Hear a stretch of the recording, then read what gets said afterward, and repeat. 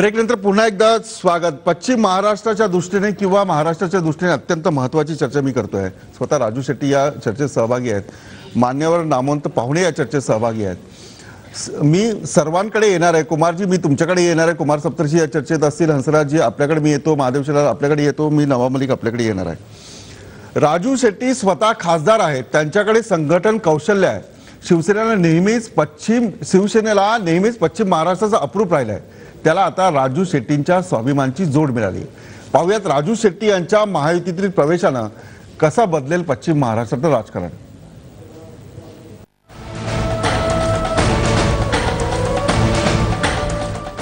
राजू शेट्टी आधी आप पार्टीशी बोलत होते। आप म्हणजेच आम आदमी पक्ष। सध्या आपचाच बोलबाला आहे। लोकांमध्ये प्रस्थापित पक्षांच्या विरोधात प्रचंड नाराजी आहे। म्हणूनच शेट्टींना आप आशेचा किरण वाटत होता, पण बोलणी फिसकटली आणि राजू शेट्टींनी महायुतीची कास धरली। मला सदाभाऊ खोत आणि आमचे कार्याध्यक्ष बोरुलकर यांना अधिकार दिलेले होते चर्चा करण्याचे, आणि त्या पद्धतीनं चर्चा करून आज या आमच्या सगळ्या मुद्द्यांना एनडीएनं स्वीकारल्यानंतर आम्ही एनडीएचा एक घटक होण्याचा आज निर्णय घेतलेला। पश्चिम महाराष्ट्रात ऊस मोठ्या प्रमाणावर पिकतो। ऊस पेटला की इथलं राजकारण पेटतं। नेमकी हीच नस राजू शेट्टींनी पकडली आहे। ऊसाला जादा भाव देण्याचं आंदोलन केल्यानं ते लोकप्रिय झालेत। महत्त्वाचं म्हणजे शरद पवारांचा पश्चिम महाराष्ट्र हा आवडता भाग। तिथंच राजू शेट्टींनी पवारांच्या वर्चस्वाला सुरुंग लावला आणि ऊसाला भाव घेतला। निवडणुका तोंडावर असल्यानं राजू शेट्टी आपला पसारा वाढवू पाहतायत। दिल्लीत आपचं सरकार आलं असलं तरी राज्यातलं राजकारण खूप वेगळं आहे। इथं परंपरागत घराणेशाही चालते, जी खोलवर रुजली आहे, आणि केजरीवालांची आप पार्टी अजूनही शहराबाहेर गेलेली नाही। म्हणूनच पश्चिम महाराष्ट्रातल्या ऊसपट्ट्यात राष्ट्रवादीशी दोन हात करण्यासाठी शेट्टींनी आप ऐवजी महायुतीशी हात मिळवणी केली आहे। स्वाभिमानीचे प्रदेशाध्यक्ष सदाभाऊ खोत यांनी यापूर्वीच शरद पवारांच्या माढ्यातून लोकसभा लढवणार असल्याचं जाहीर केलं होतं, पण माढा हा पवारांच्या राष्ट्रवादीचा बालेकिल्ला असल्यानं स्वाभिमानीसाठी माढ्याची जागा दिसते तेवढी सोपी नक्कीच नाहीये। म्हणूनच हातकणंगले आणि माढ्याच्या आश्वासनानंतरच शेट्टी महायुतीत सामील झालेत। एकूणच स्वाभिमानीच्या दंडानं महायुतीचं बळ मिळाल्यानं पश्चिम महाराष्ट्रात राष्ट्रवादीची लोकसभेआधीच मोठी कोंडी झाली आहे। कोल्हापूर, हातकणंगले, इचलकरंजी, माढा या 4 मतदारसंघात राष्ट्रवादीची डोकेदुखी वाढणार आहे। इथं महायुतीच्या उमेदवाराला फायदा होण्याची शक्यता आहे। दरम्यान राष्ट्रवादीच्या पक्षांतर्गत गटबाजीमुळे माढ्याचा उमेदवार अजूनही निश्चित होऊ शकलेला नाही। अशातच शेट्टी महायुतीत सामील झाल्यानं शरद पवारांची डोकेदुखी आणखीनच वाढली आहे। भाजप, शिवसेना, आरपीआय आणि स्वाभिमानी संघटना आता एकत्र येऊन राष्ट्रवादीला जोरदार टक्कर देणार आहेत। त्यामुळे यंदाची निवडणूक पश्चिम महाराष्ट्रासाठी चुरशीची ठरेल एवढं नक्की। विलास आठवले, TV9 मुंबई।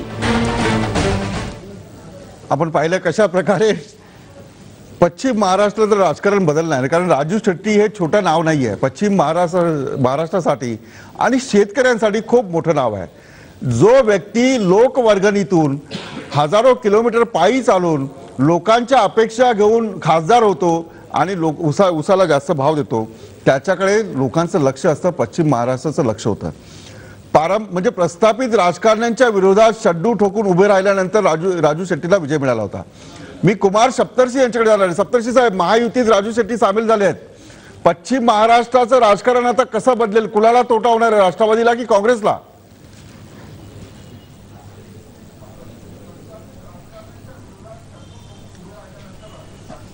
याच्यात फारसा बदल होणार नाही। मागे एकदा मिरजेला दंगल झाली होती पहा, हिंदू मुसलमान दंगल झाली, तेव्हा भाजपला सांगली शहराची सीट मिळाली, आणखीन काही सीट मिळाल्या। तशा पद्धतीचं आता होईल। म्हणजे तेव्हा दंगल झाली आणि आता राजू शेट्टी तिकडे गेले, हे जवळजवळ सारखंच आहे। त्याच्यात केवढा परिणाम होईल? राजू शेट्टीच्या बद्दल मला असं सांगायचं आहे की तो अतिशय चांगला कार्यकर्ता आहे, खालून तळातून आलेला आहे आणि किती कष्ट घेतलेले त्यांनी। ते पाणी आलं होतं सांगली शहरापर्यंत पोहोचलो होतं आलमट्टी धरणाचं, त्यावेळेला तो लष्कराच्या नावेतून जात होता, 3दा तर मरता मरता वाचला। तर असे पदयात्रा केली, पाहायला फोड आले। इतकं कष्ट करणारा मनुष्य, तर्कसंगत पाहिलं तर आम आदमी पार्टीनी जे कष्ट केले त्या कष्टाची सुसंगत आहे। पण तो भाजपकडे गेला आहे, ते इलेक्टोरल ऍडजस्टमेंट मध्ये काय फायदा होईल? म्हणजे सदाभाऊ खोतला मागे डॉक्टर देशमुखांचे जे मतं होती भाजपला शरद पवारांच्या विरोधात ते मिळतील काय, एवढा एक लहान गेन आहे. परंतु काही आणखीन गोष्टी आहेत. एक गोष्ट म्हणजे राजू शेट्टीला बीजेपी बरोबर गेल्यामुळे एक कलंक लागणार आहे, जे तशीच अवस्था रामदास आठवलेची होणार आहे. कारण चळवळीचा माणूस म्हणजे डाव्या विचाराचा माणूस असं मानलं जातं. आता ते भाजपने म्हणो की आम्ही शेतकऱ्यांच्या चळवळी केल्या, कामगारांच्या पण त्यांनी केल्या, झोपडपट्टीच्या त्यांनी केल्या, ते सगळं म्हणतात ते, पण ही राजकीय घोडचूक आहे असं म्हणावं लागेल का? चळवळ म्हणजे डाव्या विचार म्हणजे ही असे राजकीय घोडचूक आहे राजू शेट्टींची. रामदास आठवले आम्ही रिडालोस मध्ये होय होय हा राजकीय घोडचूक आहे आणि नोट रिटर्नचा मार्ग घेतला. आता आम्ही रिडालोस मध्ये एकत्र होतो ना, सगळे डावे होतो, आम्हाला यश मिळालं नाही पण आम्ही कलंकित झालो नाही. ठीक आहे, यश मिळालं नाही. कलंकित होण्याची शक्यता. कुमार सप्तर्षी राजकीय विश्लेषक आहे आणि पश्चिम महाराष्ट्राचं सगळं राजकारण रिडालोस बरोबर तुम्ही होतात सगळे. एक महत्वाचं आहे की महायुती म्हणजे जातीय कम्युनल पक्ष, भाजप असो शिवसेना असो, असा एक महाराष्ट्रामध्ये प्रवाद आहे. अशा पक्षाची तुम्ही युती केलेली आहे. मला सांगा, आज राष्ट्रवादीचे जितेंद्र आव्हाड यांनी असं म्हटलंय, ओठात राम आणि पोटात नथुराम. खरं तर जातीवाद महाराष्ट्रातल्या अनेक प्रस्थापित पक्षांच्या नेत्यांच्या नसानसात विणलेला आहे. कुणी याला एकटाच जातीवादी आणि दुसरा चांगला आहे असं म्हणायचं काही कारणच नाही. मी अतिशय जबाबदारीनं बोलतो. जे आव्हाड असं म्हणतात की ओठात राम आणि पोटात नथुराम, त्यांच्या नेत्यानं त्यांचं उभी हयात त्यांची पुरोगामी विचार जपण्यामध्ये गेली. फुले आंबेडकर शाहूंचं नाव घेण्यात गेली. ज्यावेळी मी बारामतीला उपोषण चालू केलं त्यावेळी त्यांचा संताप इतका अनावर झाला की त्यांनी जे पोटात आजपर्यंत त्यांच्या होतं ते आपोआपच त्यांच्या पोटातून बाहेर पडला. ते म्हणले, अरे कोण राजू शेट्टी, कुठल्या जातीचा आहे, त्याचा आपला काय संबंध आहे. तिथं माझी जात त्यांनी जाहीररित्या काढली. राष्ट्रवादीचे प्रदेशाध्यक्ष भास्करराव जाधव हे गेल्या आठवड्यामध्ये सांगली कोल्हापूरच्या दौऱ्यावर आले होते. हा माणूस म्हणतो की राजू शेट्टीच्या जातीचे माणसं मतदारसंघात 12-13% आहेत, राजू शेट्टी निवडून येतोच कसा. म्हणजे जात आणि जातीवाद यांच्या नसानसात बनलेले आहे. हे स्वतःच नागडे आहेत दुसऱ्याच्या. हे कधी आता तुम्हाला कळलं, कधी कळलं तुम्हाला? माहीतच आहे ना पहिल्यापासून मला, आणि यांच्या विरोधात लढण्यातच माझी हयात गेली. त्यामुळं या महाराष्ट्रामध्ये कुणी कुणाला जातीवाद म्हणायचं काही कारण नाही. काँग्रेस आणि राष्ट्रवादीपेक्षा महायुती जातीवादी असं आणि धर्मनिरपेक्षता आम्ही सोडलेले नाही आहे.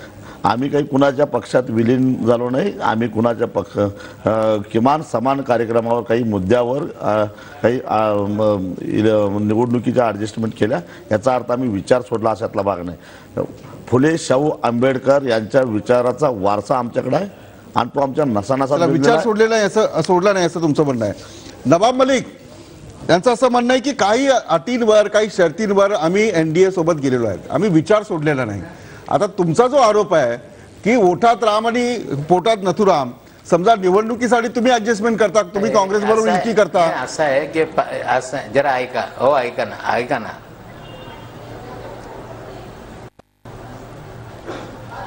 बोला. असं आहे की राजू शेट्टी साहेबांनी पवार साहेबाच्या बारामतीच्या भाषणाची उदाहरणं दिली. पवार साहेब हे जातीवादी त्यांच्या बोलण्याचा अर्थ न होता ते बोलत होते की हे स्वतःची जी लोक आहेत त्यांच्या कारखान्याकडे कधी लक्ष देत नाही आणि त्यांच्या विरोधात कधी रण फुकत नाही आणि हे कुठेतरी स्वार्थीपणाने कॉमन मिनिमम प्रोग्रामच्या आधारावर ते त्यांच्या सोबत गेले. माझे मोदीला देशातला पंतप्रधान करण्याचा कार्यक्रम त्यांचा आहे. गुजरातमध्ये हजारो लोकांची जातीवादी लोक 1978 साली पुलोद मंत्रिमंडळाचं मुख्यमंत्री होताना पवार साहेबांना चालले, त्यावेळी ते जातीवादी नव्हते, त्यावेळी जनसंघ जातीवादी नव्हता. आता अचानक झाला का कार्यक्रमाला धरून ते स्वीकार. पवार साहेब ज्यावेळी 1978 साली पुलोद मंत्रिमंडळात नवाबभाई आणि राजू शेट्टी थांबा, आता कुणीतरी एकानेच बोला. नाही, कुणीतरी एकाने बोला. कार्यक्रम म्हणजे कार्यक्रमात प्रत्येकाचे मुद्दे आले पाहिजे. नवाबभाई थांबा, आता मला ब्रेक घेतो, मी ब्रेक घेणार आहे. ब्रेक नंतर मान्यवरांनी एकाने बोलावं त्यांचे मुद्दे खोडून टाकण्यासाठी. पुन्हा मी त्यांना संधी देणार आहे. ब्रेक नंतर ही चर्चा सुरू आहे. NDAचा एक घटक होण्याचा आज निर्णय घेतलेला.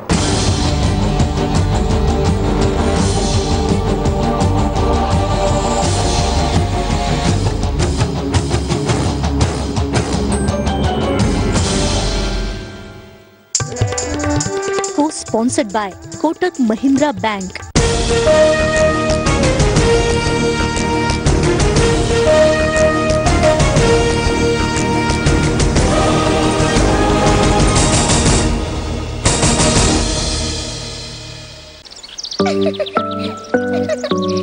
घर से बाहर निकल पड़े तो ये पहिए कितना खुश दिखाते हैं. जैसे मनाली जाकर पता चला कि पापा रॉक का शौक भी फरमाते हैं. कोई तो है जिसकी बातें लेट नाइट नेहा को गुदगुदाती हैं. काव्या और रोहन में असली टाइगर कौन है, ये बात चुटकी में क्लियर हो जाती है. तो राहों की उंगली थामो और निकल पड़ो, क्योंकि जितना दूर जाओगे अपनों के उतना करीब आओगे.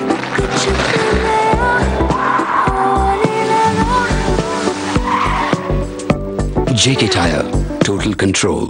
धुळे महानगरपालिकेच्या महापौरपदी सौ जयश्रीताई अहिरराव यांची निवड झाल्याबद्दल त्यांचं हार्दिक अभिनंदन. तसंच तमाम धुळेकर जनतेचे जाहीर आभार. शुभेच्छुक श्री कमलाकर अहिरराव, धुळे. आज हमारा देश इतना आगे बढ़ गया है कि बाकी दुनिया की नजरों में हम एक महान देश के रूप में उभर रहे हैं, लेकिन उनका एक और नजरिया भी है हमारी तरफ. आइए उसे देखें.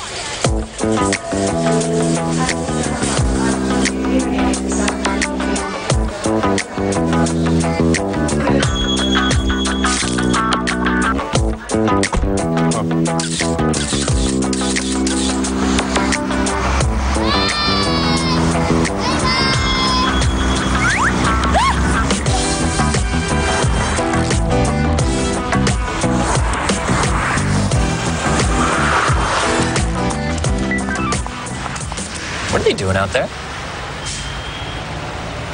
जाने अनजाने कहीं आप भी दुनिया के सामने अपने देश की ऐसी तस्वीर तो नहीं रख रहे. अपनी इज्जत अपने हाथ. जय हिंद.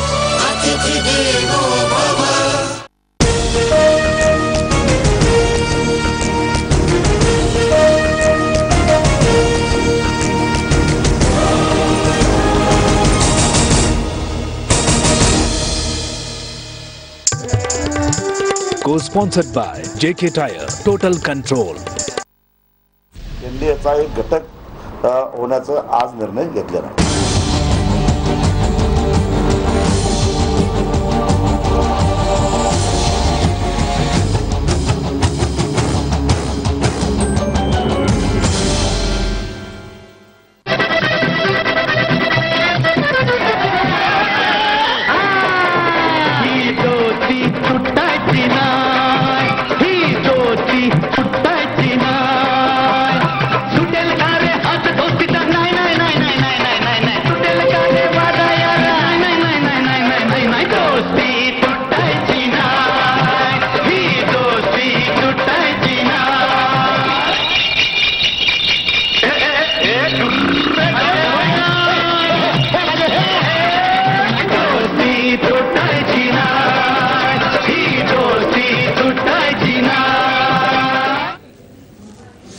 आपण पाहिलं, कारण गंभीर चर्चा करता चर्चा ही मुद्देसूद झाली पाहिजे, विरोधाला विरोध केला नाही पाहिजे, हे लोकशाहीचं तंत्र आहे.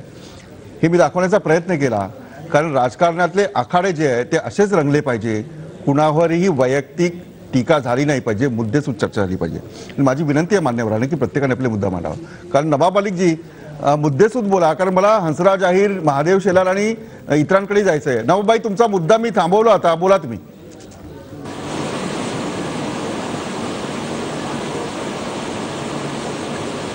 असं की राजू शेट्टी साहेबांनी जेव्हा सांगितलं की पवार साहेबाच्या भाषणाचा उल्लेख करण्यात आला, आमच्या एकच म्हणणं आहे की साहेबांनी बोलत असताना हे यांची जे कारखानदारी यांच्या लोकांची आहे, म्हणजे हे यांचे जवळचे जे लोक आहे त्यांच्या विरोधात कधी हे म्हणजे आंदोलनच करत नाही.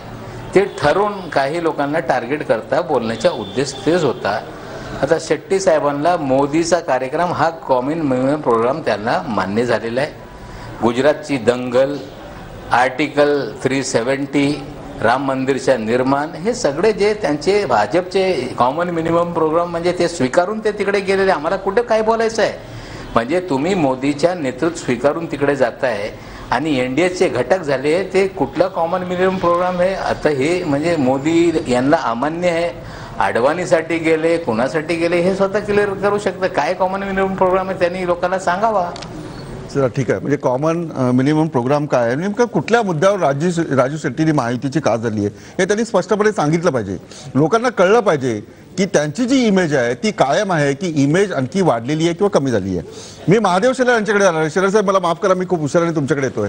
शेलार साहेब, तुम्ही साताऱ्याचे आहात, म्हणजे साताऱ्यामध्ये मुख्यमंत्री पृथ्वीराज चव्हाण यांना आता महाराष्ट्रातला किल्ला वाचवायचा आहे, तरच त्यांची दिल्लीमध्ये पद थांबणार आहे. मला हे सांगा की राजू शेट्टींच्या येण्यामुळे एनडीए मध्ये ते सामील झाल्यामुळे तुम्हाला अपेक्षित जे सेक्युलर वोट राजू शेट्टींना जात होते ते आता थांबणार आहेत का, ते जाणार नाही आहेत का?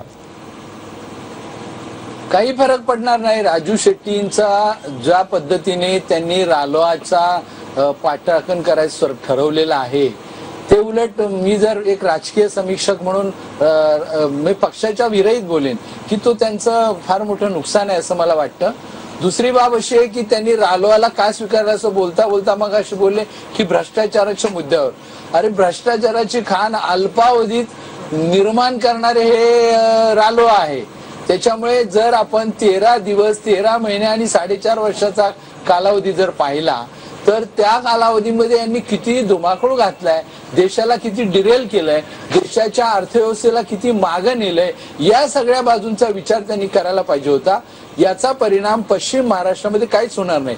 एक आहे की हा आपण ज्या वेळेला या महाराष्ट्राला फुले आंबेडकर शाहूंचा काहीच कसं होणार नाही मला सांगा. महागाई आहे, भ्रष्टाचार आहे, म्हणजे भ्रष्टाचाराचे आरोप आहेत. असं असताना समजा महायुती एकत्र आली आहे, म्हणजे नरेंद्र मोदींची इमेज, त्यांच्या सभा, त्यात शिवसेनेचं संघटन, त्याच्यामध्ये RPI रामदास आठवलेंचा गट, त्याच्यामध्ये राजू शेट्टी, आता एवढे सगळे एकत्र आले असतील. या महायुतीवर विलासराव, या महायुतीवर मी अनेकदा बोललोय की याच्या अगोदर शिवशक्ती भीमशक्ती हा वापर केला. त्यानंतर हा भाजपाने रामशक्ती त्यामध्ये मिळवण्याचा प्रयत्न केला की राम किंवा छत्रपती शिवाजी महाराज किंवा बाबासाहेब आंबेडकर ही या पक्षांचा सातबारा नाही आहे. ते राष्ट्रपुरुष आहेत, ते राष्ट्राचे आहेत, सगळ्या पक्षाचे आहेत, सगळ्या नागरिकांचे आहेत. त्यामुळे आता या पद्धतीने याच्यातला उद्देश दिसतो आपल्याला विलासराव, उद्देश स्पष्ट दिसतो की येन केन प्रकारे सत्तेची दारं कशा प्रकारे उघडायची आणि सत्तेवर बसायचं, हा या सगळ्या प्रकारे सत्तेची दारं उघडण्यासाठी राजू शेट्टींनी महायुतीत प्रवेश केलेला आहे. कुमार सप्तर्षी आणि हंसराव जाहीर आणि मलिक साहेब तुम्हालाही बोलायचंय, पण थांबा. राजाभाऊ माने, ज्येष्ठ पत्रकार, पश्चिम महाराष्ट्रातलं अत्यंत मोठं नाव, या चर्चेत मी त्यांना एका प्रतिक्रियेसाठी घेतोय. माने साहेब, तुमचं स्वागत आहे या चर्चेत. राजू शेट्टी महायुतीत गेलेले आहेत. नवाब मलिक म्हणतात की काही परिणाम होणार नाही, त्यांची इमेज कदाचित कमी होईल किंवा ढासळेल. महादेव शेलार म्हणतात की काही तोटा होणार नाही राष्ट्रवादी काँग्रेसला आणि काँग्रेसला. कुमार सप्तर्षींनी एक विश्लेषण केलेलं आहे की राजू शेट्टी यांनी घोडचूक केलेली राजू शेट्टींनी. तुम्हाला काय वाटतं, काय बदल होईल पश्चिम महाराष्ट्रात? नाही, एकूणच राजू शेट्टी यांची राजकीय वाटचाल जी आहे ती कुठली आयडिओलॉजी किंवा हिंदुत्ववाद किंवा धर्मनिरपेक्षतावाद या मुद्द्याभोवती फिरणारी नाही, हा मुद्दा आपण प्रथम लक्षात घेतला पाहिजे. एक तर शेतकऱ्यांच्या प्रश्नावर त्यांची स्वतःच्या आंदोलनाची वाटचाल आणि राजकारणाची वाटचाल झालेली आहे आणि होत राहणार आहे. त्यामुळं हे महायुतीमध्ये सहभागी झाले याचा पश्चिम महाराष्ट्राच्या राजकारणावर तसा फारसा परिणाम होईल असं वाटत नाही. त्याचं मुख्य कारण म्हणजे 2014च्या निवडणुकांची जर राजकीय गणितं बघितली तर राजू शेट्टी आणि त्यांची संघटना यांची जी शक्ती आहे ती कोल्हापूर, सांगली, सातारा, सोलापूर या भागात आहे आणि त्या शक्तीला देखील प्रत्येक जिल्ह्यात हे राष्ट्रवादी काँग्रेस आणि काँग्रेस यांच्यातली जी गटबाजी आहे त्या गटबाजीची मदत, छुपी मदत, बऱ्याच वेळा खुली मदत मिळते, हा आजवरचा अनुभव आहे. त्यामुळं ते कुणाबरोबर गेले या मुद्द्याचा पश्चिम महाराष्ट्रातील लोकसभा निवडणुकीच्या राजकारणावर फारसा परिणाम होईल असं मला वाटत नाही. माने साहेब, माझा दुसरा एक प्रश्न आणि शेवटचा आहे. नाही माने साहेब, मला तुमचा मुद्दा तुम्ही सांगा, पण माझा मुद्दा असा आहे की म्हाडा, बारामती, आता शरद पवारांचा गड, म्हणजे सगळे म्हाडा, बारामती हे सगळे गड आहेत, तिथे काय परिणाम होणार आहे का? म्हणजे शरद पवारांची डोकेदुखी वाढेल का? सांगतोय की आता उदाहरणार्थ आपण घेऊ माढा मतदारसंघात याची जी शक्ती आहे, स्वाभिमानी शेतकरी संघटनेची जी शक्ती आहे तिला मर्यादा आहेत. आंदोलन कालावधीतही सोलापूर जिल्ह्यातले जवळजवळ सर्व साखर कारखाने सुरू होते. यावरून माढा लोकसभा मतदारसंघात शेतकरी संघटनेची जी वेगवेगळ्या तालुक्यातली जी ताकद आहे त्या ताकदीला काही तालुक्यात राष्ट्रवादीचं बळ होतं तर काही तालुक्यात काँग्रेसचं बळ होतं. त्याच पद्धतीनं सांगली जिल्हा असो अथवा कोल्हापूर जिल्हा असो, राजकीय पक्षाची गणितं ही गटबाजीच्या आधारावरची गणितं आणि त्या गणिताला अनुसरून राजू शेट्टींची त्या मतदारसंघातली भूमिका आजवर राहिलेली आहे. त्यामुळं आयडिओलॉजी किंवा नरेंद्र मोदी या मुद्द्यावर राजू शेट्टींनी ही भूमिका घेतलेली असेल असं राजकीय विश्लेषक म्हणून मला वाटत नाही. आणि जरी त्यांनी घेतली असली तरी या मतदारसंघावर राष्ट्रवादी आणि काँग्रेसच्या राजकारणावर परिणाम होण्याऐवजी भारतीय जनता पक्षाच्याच राजकारणावर परिणाम होईल. कारण माढा लोकसभा मतदारसंघ हा शरद पवारांच्या विरोधात भारतीय जनता पक्षाचे सुभाष देशमुख की जे गोपीनाथराव मुंडे यांचे विरोधी गटाचे किंवा गडकरींचे समर्थक मानले जातात त्यांना जाण्याऐवजी. माने साहेब धन्यवाद, तुम्ही या चर्चेत सहभागी झालात, आपले आभार. मी हंसराज अहिर यांच्याकडे जाणार आहे. कुमार सप्तर्षी थांबा, मला खूप महत्वाची प्रतिक्रिया तुमच्याकडून घेणार आहे. हंसराज अहिरजी, मला हे सांगा की राजू शेट्टी यांची आयडिओलॉजी वेगळी आहे असं राजा माने यांचा मुद्दा समोर आलेला आहे. तुम्हाला काय वाटतं की खरंच महायुतीला फायदा होणार आहे? कारण भाजपच्या नेत्यांवरही भ्रष्टाचाराचे आरोप आहे. प्रश्न आता असा येईल करतो मी, मला माझं म्हणणं असं आहे की मला थोडस वेळ द्या. आपण सुरुवातीला काय झालंय की प्रस्थापितांच्या विरोधातलं मतदान म्हणजे काँग्रेस प्रस्थापित होतं. भारतीय जनता पक्षाला 4 राज्यामध्ये म्हणजे राजस्थान, मध्य प्रदेश, छत्तीसगड आणि स्वतः दिल्लीमध्येही सर्वाधिक सीटा आल्या. हे कोण मान्य करणार? आता प्रस्थापित काँग्रेसच्या विरोधामध्ये वातावरण आहे, भाजपच्या फेवरमध्ये वातावरण हे मान्य केलं पाहिजे, पहिली गोष्ट एक. आणि ज्या ठिकाणी वारंवार म्हणतात की भाजप शेतकऱ्यांसाठी भांडली लढली नाही असा तो वारंवार उल्लेख होत आहे. मी विचारतो सप्तर्षीजींना आणि माधवजींना की काय शेतकऱ्यांसाठी संघर्ष काँग्रेसने केला, राष्ट्रवादीने केला की ज्याचं राज्य महाराष्ट्रामध्ये अनेक वर्ष आहेत त्या महाराष्ट्रामध्ये शेतकरी आत्महत्या करतो. त्या महाराष्ट्रामध्ये मी सांगतो तुम्हाला, लोकसभेतून मी जे चित्र पाहिलेलं आहे की पंजाब हात खाली ठेवा, मी येतो तुमच्याकडे, माझं लक्ष आहे तुमच्यावर. आणि आपल्या महाराष्ट्रामध्ये 19% इरिगेशन आहे ना, माझं ऐकून घ्या. आणि जेव्हा मग काय हे जे सगळी मंडळी जे म्हणतात की भाजपनी शेतकऱ्यासाठी संघर्ष केला नाही केला हा जो विषय आहे ते म्हणजे काय राष्ट्रवादी आणि काँग्रेस पक्षाने शेतकऱ्यांना वर आणलेला आहे का? अरे ज्या महाराष्ट्रात शेतकरी आत्महत्या करतो, तो सिंचनाकरता रडतो, वीज त्यांना तुम्ही देऊ शकत नाही, कापसाला भाव देत नाही, धानाला भाव देत नाही, रडवतात त्यांना, उसाला भाव घेण्याकरता राजू शेट्टी आंदोलन करतो, तेव्हा कुठं भाव भेटतो? मग हे काय शेतकऱ्यांचे हे नेते आहेत का? इतकं कशाला तुम्ही अंगावर घेता? भाजप काय ते सगळ्यांना माहित आहे. आता भाजप काय उत्तर आहे तुम्हाला माहित. झालेल्या 4 स्टेटमध्ये भाजपने सर्वाधिक सीट जिंकल्या. जनतेचं मत भाजपकडे आहे. चला म्हणजे आणि म्हणून राजू शेट्टी आपकडे गेल्यावर भाजपला फायदा होणार आहे. चला मी ब्रेक घेतो. नवाब मलिक, कुमार सप्तर्षी आणि महादेव शेलार, मी तुमच्याकडे येणार आहे. मला मुद्देसूद आणि सर्वांचं म्हणणं मला लक्षात घेतलं पाहिजे. मी येणार आहे तुमच्याकडे एका ब्रेक नंतर. एनडीएचा एक घटक होण्याचा आज निर्णय घेतलेला.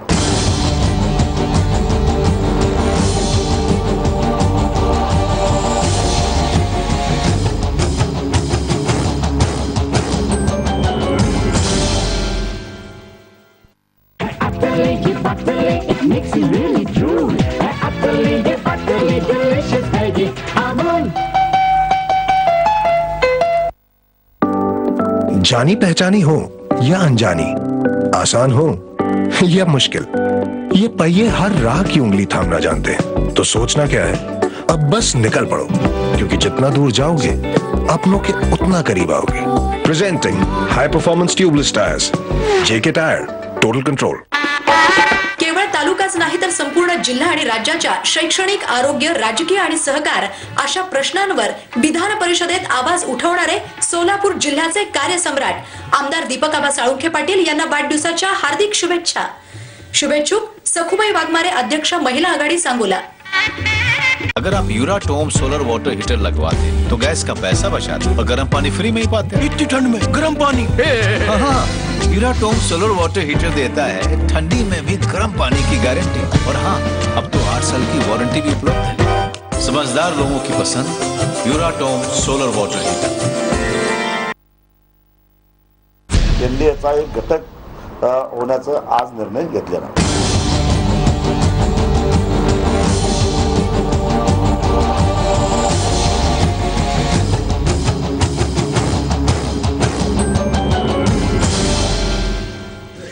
ब्रेक नंतर पुन्हा एकदा स्वागत। मी नवाबाई, मी येतो तुमच्याकडे आणि महादेव शेलार मी तुमच्याकडे येतो, कारण खूप महत्त्वाचा मुद्दा आहे। मी कुमार सप्तर्षी यांच्याकडे जाणार आहे। कुमारजी, म्हणजे राजू शेट्टी सारखे जे उमेदवार आहेत त्यांना निवडून देताना किंवा मतदान करताना त्यांची इमेज बघतात, त्यांची श्रीमंती बघतात, ते कसे काम करतात हेही पाहतात, म्हणून गेल्या वेळेला राजू शेट्टी निवडून आलेले आहेत।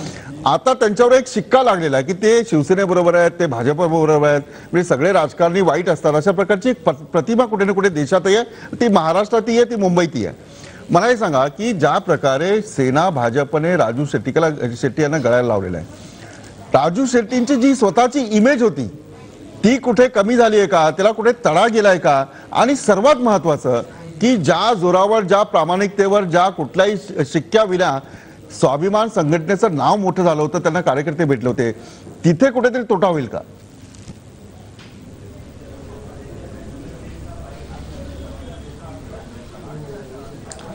निश्चितच तोटा होईल। हे काय माहितीये का, राजू शेट्टी यांना शरद पवारांनी चांगलं वागले नाहीत त्यांच्याशी, त्याचा एक मोठा भाग। राजू शेट्टींच्या शेतकरी आंदोलनामुळे त्या भागात सेक्युलरिझम आला होता, म्हणजे ह्या दोन जैन आणि मराठा यांच्यामधली दरी कमी झाली होती, ती वाढवल्याशिवाय राजू शेट्टींना पराभूत करता येत नाही असा एक विचार मांडला गेला, त्याच्यावरही यांनी मात केली होती। म्हणजे याचं राजू शेट्टी यांचं राजकीय महत्त्व फार आहे, पण पॉलिटिकली आता ते करेक्ट नाही आहेत, कारण त्यांच्या लक्षात येत नाहीये की जर आता त्यांच्याबरोबर गेले इलेक्ट्रोल ॲडजस्टमेंट करून यांची आयडेंटिटी कशी टिकवणार, कारण आता देशामध्ये डिव्हिजन मोदी हवेत का नकोत, तर मोदी हवेत का याच्या बाबतीमध्ये तुम्ही किती तुतारी वाजवणार, स्वाभिमानी शेतकरी यावे यावे मोदी हवेत, कारण भाजपने त्यांना घेतले यात विशेष काय नाही, कारण भाजपची गरज आहे आता, ते कोणालाही घेतील, ते काही बघणार नाही ते आयडियोलॉजी। मोदी मान्य आहे का? बिलकुल बिलकुल मोदी मान्य ह्या एका पॉइंटच्या प्रोग्रामला राजू शेट्टी आणि त्यांची स्वाभिमानी संघटना महत्व देणार का? आणि मग प्रश्न असा येतो की एवढं शरद जोशींचं चुकलं असं तुम्ही म्हणालात, मला तर वाटत होतं शरद जोशींचं चुकलं। शरद जोशी सुद्धा शेवटी जाऊन भाजपाच्याच मांडीवर जाऊन बसले, तर मी शरद जोशींना म्हणत होतो एवढाच अट्टास होता, आधी तुला घेतलं असतं की राज्यसभेत बाबा, बिलकुल तेवढ्या नाही, माझ्याकडे खूप वेळ कमी आहे। हाच प्रश्न मी नवाब मलिक यांना संधी देणार। नवाब मलिक बोला पटकन, मला राजू शेट्टी यांच्याकडे पण जायचं आहे। हे लोक ट्रेड युनियनिस्ट आहेत, शरद जोशीच्या मार्गाने काय केलं? साहेबांनी सांगितलं की भाजपच्या 3 राज्यामध्ये विजय झालेला आहे। या देशामध्ये 2004 साली पण 3 राज्यामध्ये भाजपची सत्ता आल्यानंतर 6 महिने अगोदर निवडणुका घेतली आणि 2004 साली त्यांच्या सगळा भूसपाट झाला आणि शायनिंग इंडिया संपली। आपण या 4 राज्याच्या निकालानंतर, 5 राज्याच्या निकालानंतर महाराष्ट्रामध्ये धुलिया जिल्हा परिषद, नंदुरबार जिल्हा परिषद, अकोला या सर्व जिल्हा परिषदेचे निकाल बघा। नंदुरबार तर गुजरातच्या कडेला आहे, तिकडे जिल्हा परिषदेमध्ये 1 जागा भाजपला आणि सर्व जागा काँग्रेस एनसीपीला, एनसीपी वेगळी लढली तर दुसऱ्या क्रमांकावर आहे, काँग्रेस 1 नंबरवर। शहरी भागामध्ये धुलिया आणि अहमदनगरचे निकाल बघा, यांना आस्थान नाही, निकाल किती आले लाटा या महाराष्ट्रामध्ये चालत नाही। आता हे जे सांगताय की इथे शेतकऱ्यांचं काय करण्यात आला. हंसराज अहिरजी 10 वर्षापूर्वी मिनिमम सपोर्ट प्राइस गहूचा किती होता, धानाचा किती होता, कापसाचे बाजारभाव काय होते, या महाराष्ट्रामध्ये किती क्षेत्र वाढलेलं आहे. आता ऊसाचे आंदोलन होत असताना पवार साहेबांना जेव्हा या समितीचे अध्यक्ष करण्यात आला, जवळपास 400 रुपये प्रति क्विंटल या शेतकऱ्यांना थेट मिळणारे हे निर्णय कोणी घेतलेला आहे. म्हणजे शेतकऱ्यांची आम्ही कैवारी नाही, भाजप कैवारी आहे. शेतकऱ्यांच्या मालाची लूट करणारा कुठला पक्ष असेल तो भारतीय जनता पक्ष आहे. शेतमालाची दलाली करणारा हा भारतीय जनता पक्ष आहे. शेतकऱ्यांच्या पक्ष मी पुन्हा कधी चर्चा करेल या सगळ्या आर्थिक धोरणावर किंवा धोरणावर पक्षाचा. माडाचं काय करणार सांगा. माडाची जागा, बारामतीची जागा तुम्ही टिकवणार आहात का? काय तुम्ही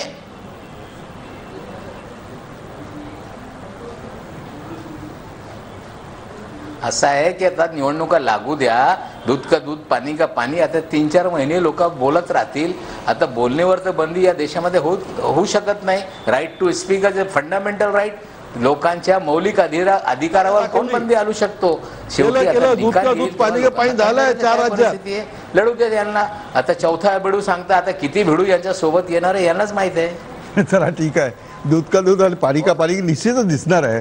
आणि ही निवडणूक जी आहे ती अत्यंत चुरशीची होणार आहे. राजू शेट्टी सारखा एक ज्याला चेहरा नाहीये, जो कुठल्याही पक्षाचा नाहीये, कुठल्याही जातीचा नाहीये, अशा प्रकारचा कुठलाही चेहरा नसताना ते खासदार झाले, तरी सुद्धा त्यांनी एक महायुतीमध्ये म्हणजे NDA मध्ये प्रवेश केलेला आहे. महादेव शेलार तुम्ही बोला, मला राजू शेट्टी यांच्याकडून शेवटचं उत्तर घ्यायचं आहे. नाही, कुमार सप्तर्षींनी अतिशय चांगली कारण मीमांसा केली की शेवटी शरद जोशी हे भाजपच्या मांडीवर जाऊन बसले. याच्यामध्ये असं दिसतं की तुम्ही हे शेतकऱ्यांच्या हितासाठी केलेलं आंदोलन आहे की तुम्हाला सत्तेचे दरवाजे उघडण्यासाठी केलेलं आंदोलन आहे. दुसरी बाब आहे, हंसराज अहिर असं म्हणाले की दिल्लीमध्ये काँग्रेस आणि आपचं सरकार आहे, बरोबर नाही. आम्ही भारतीय घटनाशाही घटना, भारतीय संविधान आणि त्याचबरोबर देशाची स्थिरता मानतो. ज्या वेळेला तुम्ही पुढे यायचं होतं, तुम्ही सांगायचं होतं आम्ही गव्हर्नमेंट करतो, पण तुम्ही नाही तो धीर दाखवलात. तुम्ही पळालात मैदानाला पाठ दाखवून. त्याच्यामुळे असं काही नाहीये. दुसऱ्या नंबरच्या पक्षाने सरकार स्थापन केलं म्हणजे आम्ही त्यांच्यावर ताबडतोब आयुष्य, भले त्यांनी आमच्यावर कितीही टीका करू द्या, परंतु इलेक्शन नुकतंच झालंय, ताबडतोब त्याला इलेक्शनच्या खाईमध्ये लुटायचं नाही, हा मुद्दा आम्ही होता. आणि त्याच्यामुळे आपण ज्या गोष्टीमध्ये तुम्ही बोलतात की ज्या ज्या वेळेला भारतीय जनता पार्टीचं सरकार ज्या वेळेला देशात आलं किंवा महाराष्ट्रात आलं, शेतकऱ्यांच्या किती हालत झालेली आहे हे सगळ्या जगाला माहिती आहे. याच्यातून एकच दिसेल की पश्चिम महाराष्ट्रातल्या लोकांना, ज्या लोकांपासून पर्याय थोडा पाहिला होता, परंतु राजू शेट्टी महादेव शेलार नाही, ठीक आहे. हंसराज अहिर, महादेव शेलार थांबा. आता तुमच्या सगळ्या प्रश्नांची उत्तरं मी राजू शेट्टी यांच्याकडून घेणार आहे. त्यांना मी भरपूर वेळ देणार आहे. शेट्टी साहेब, कुमार सप्तर्षींनी मुद्दा मांडला की शरद जोशींनी जे केलं, बरं ठीक आहे. हंसराज अहिर तुम्ही बोला, मी राजू शेट्टी यांच्याकडे जातो. बोला हंसराज.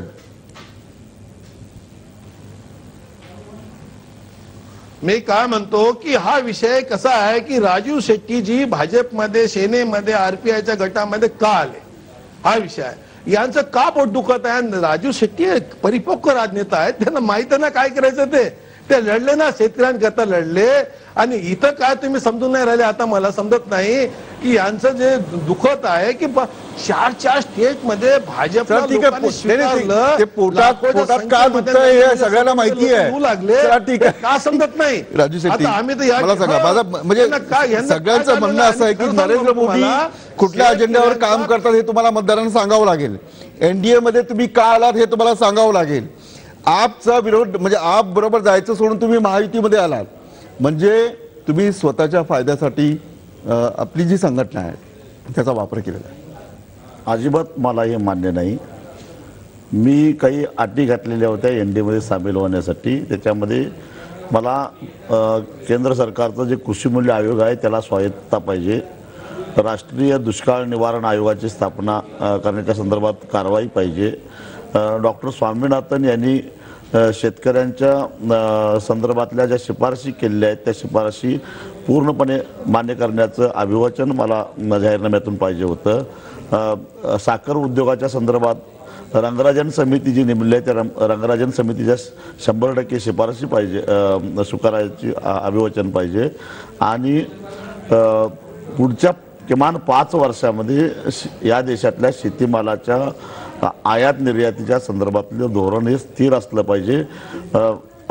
गरज असेल त्यावेळी निर्यात बंदी करायची, आयात बंदी करायची, शेतकऱ्यांचा बळी द्यायचा. नरेंद्र मोदींची जी विचारधारा आहे त्याच्यावर काय उत्तर देणार? मला बाकी कशाचंही देणं घेणं नाही. मी शेतकऱ्याच्या घरामध्ये जन्माला आलेलो आहे. शेतकऱ्यांच्यासाठी काय करावं लागतं एवढा मर्यादित माझा हेतू आहे. त्यासाठी जे जे काय करायला पाहिजे ते करण्याचा मी प्रयत्न करतोय.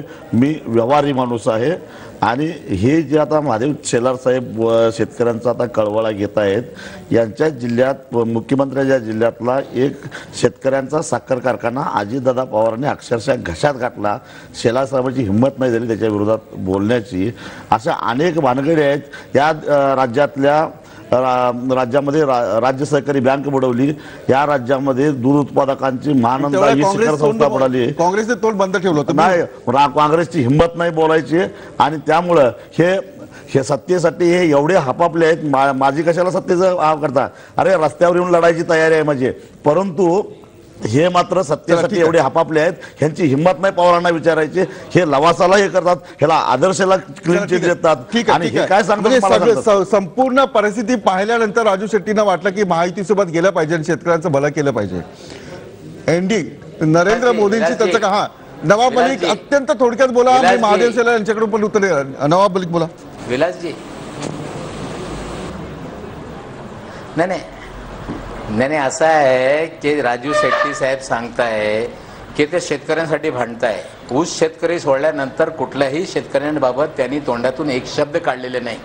रंगराजन समितीबाबत सरकारने निर्णय घेतलेला आहे. डी कंट्रोल शुगर करण्याबाबतचा निर्णय सरकारने घेतला. आता क्षेत्राबाबत निर्णय घ्यायचा आहे ते पण मला काय रंगराजन समितीची शिफारस. हे शेतकऱ्यांचे नेते सांगताय ऊस पिकवणारे शेतकरी सोडून गावाचे शेतकरी बाबत तुमची एकही आंदोलन झाली नाही. इतर शेतकरी नाही जे मलिक साहेब जरा गृहपाठ करा आणि माझ्या आंदोलनात. नवाब मलिक साहेब थांबा आता आणि राजू शेट्टी थांबा. महादेव शेलार अत्यंत अगदी थोडक्यात तुमची शेवटची कमेंट द्या. मला कार्यक्रम संपवायचा आहे. नाही, या बाबतीत मी एवढंच सांगेन की राजू शेट्टींनी हा निर्णय का घेतला आहे आम्हाला अजूनही कळलेलं नाही. याचं कारण असं आहे की राजू शेट्टींनी जे काय योग्य सरकारने प्रयत्न केला आहे, हे सोडवण्याचा प्रयत्न केलाय. मुख्यमंत्र्यांनी प्रयत्न केलाय. मुख्यमंत्र्यांच्या कराडमध्ये यांनी आंदोलन केलं, त्यावरती त्यांनी पुढाकार घेऊन मला माहिती आहे. नाही, मला माहिती आहे की प्रत्येकाला काही ना काही बोलायचे मुद्दे मांडायचे आहेत, कारण महाराष्ट्राच्या राजकारणात कलाटणी देणारी ही घटना आहे. स्वच्छ चेहऱ्याचा इमानदार प्रामाणिक असा नेता एखाद्या राजकीय पक्षाच्या युतीमध्ये जातो तेव्हा त्याची चर्चा बिलकुल होते. मी सर्वांना संधी दिली आपले मुद्दे मांडण्यास. कुमार सप्तरी साहेब मला माफ करा, मी तुमच्याकडे येऊ शकलो नाही. आपण सर्वजण या कार्यक्रमात सहभागी झालात, आपले आभार. पण लक्षात ठेवा, एखादी व्यक्ती प्रामाणिक आणि इमानदार असेल, ती एकटी लढत असेल तर लोकांची सहानुभूती त्यांच्या समोर असते. राजू शेट्टींनी शेतकऱ्यांसाठी महायुतीत सहभाग घेतलेला आहे.